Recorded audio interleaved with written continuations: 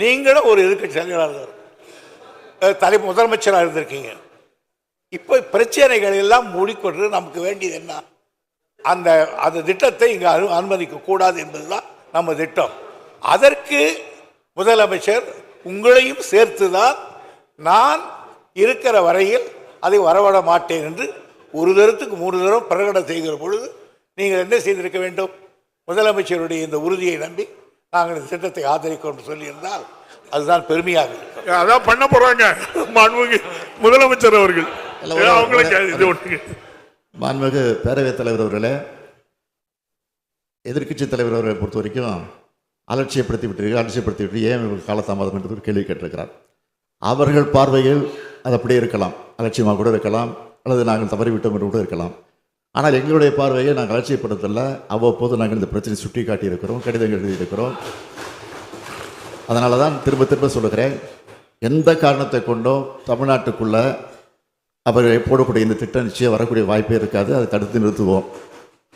அப்படி ஒரு சூழல் வந்தால் அந்த பொறுப்பில் நான் இருக்க மாட்டேன், முதலமைச்சர் பொறுப்பில் இருக்க மாட்டேன். அந்த தெளிவாக சொல்லிவிட்டேன்.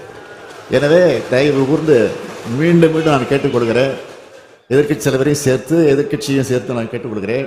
ஏற்கனவே எல்லா கட்சி தலைவரும் ஆதரித்து பேசியிருக்கிறார்கள்.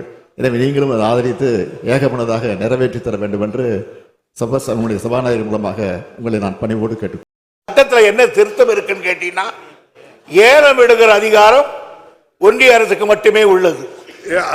அடுத்த சென்டர் சுரங்க குத்தகை வழங்கும் அதிகாரம் மட்டுமே அரசு கொண்டு. எனவே அவர்கள் ஏலம் விட்டாலும் அவருக்கு குத்தகை கொடுக்கிற அதிகாரம் இவர் கையில் தான் இருக்கிறது. எனவே நிச்சயமாக இந்த அரசு அவருக்கு குத்தகை கொடுப்படாட்டும். எங்களுக்கு அந்த அதிகாரம் இருக்கிறது. மத்திய அரசு ஒன்றிய அரசு எங்களை ஒன்றும் செய்துவிட முடியாது. அதை எதிர்க்கின்ற வல்லமை தைரியமும் எங்கள் முதலமைச்சர் கொண்டு. சரி, முதலமைச்சர் தான் கோரிக்கை. மாண்புமிகு எதிர்க்கட்சி தலைவர் முன்னேற்ற கழகம் ஆதரிக்கும். மாண்புமிகு பேரவை முன்னவர் அவர்களின் தீர்மானம் பேரவையின் முடிவுக்கு விடப்படுகிறது. ஏற்போர் ஆம் என்க, மறுப்போர் இல்லை என்க. மறுப்போரே இல்லை என்று கருதுகிறேன். மறுப்போரே இல்லை. தீர்மானம் ஒரு மனதாக நிறைவேறியது. பேரவையின் இன்றைய நிகழ்ச்சிகள் இத்துடன் முடிவுற்றன. பேரவை மீண்டும் நாளை காலை 9 மணிக்கு கூடும். வணக்கம்.